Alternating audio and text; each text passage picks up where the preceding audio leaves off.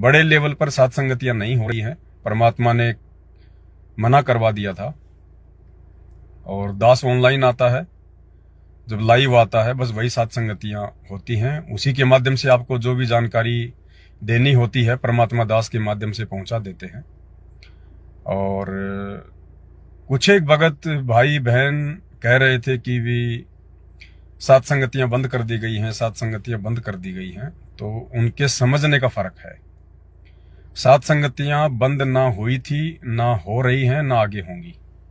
साध संगतियां तो उस समय तक चलेंगी जब तक परमात्मा का ज्ञान धरती पर चलेगा। बड़े लेवल पर साध संगतियां बंद हुई थी, जिसमें हर स्टेट के भगत भाई बहन आया करते थे। क्योंकि जब बड़े लेवल की साध संगति होती थी तो काल प्रेरणा से सतलोक आश्रम मैनेजमेंट हरियाणा वाले साध संगतियों को बंद करवाने का पूरा प्रयास करते थे, बाधा डालने का प्रयास करते थे। अब दूर दूर से भगत भाई बहन आए और फिर साध संगति ये लोग कैंसिल करवा दें, फिर उसमें दिक्कत होती थी। बाकी दास ने ये नहीं कहा कि साध संगतियां बंद हो गई हैं। दास ने ये कहा था कि बड़े लेवल पर साध संगतियां नहीं होंगी। बाकी हर स्टेट में, हर जिले में भगत भाई बहन चाहें तो जो भगत भाई बहन साध संगति से जुड़े हुए हैं, जो पूर्णतया मर्यादा में हैं, वो अपने घर पर भगत भाई बहनों को बुला सकते हैं 5, 10, 15, 20 तक, और परमात्मा की चर्चा करो, मालिक को भोग लगाओ। लेकिन साध संगति होगी उसी भगत के घर पे, क्योंकि साध संगति एक पवित्र मार्ग है। और ये पवित्र साध संगतियां केवल किसी पवित्र भगत के घर पर ही हो सकती हैं।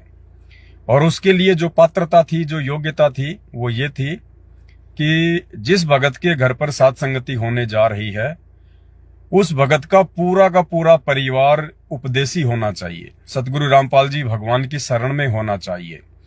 उस परिवार में साध संगति का कोई भी विरोधी नहीं होना चाहिए, और उस घर में रजोगुण का वास नहीं होना चाहिए। यानी उस घर में जो भगत या भगतमती हैं उनके आपस में शारीरिक संबंध नहीं होने चाहिए, उनका भाई बहन का नाता होना चाहिए।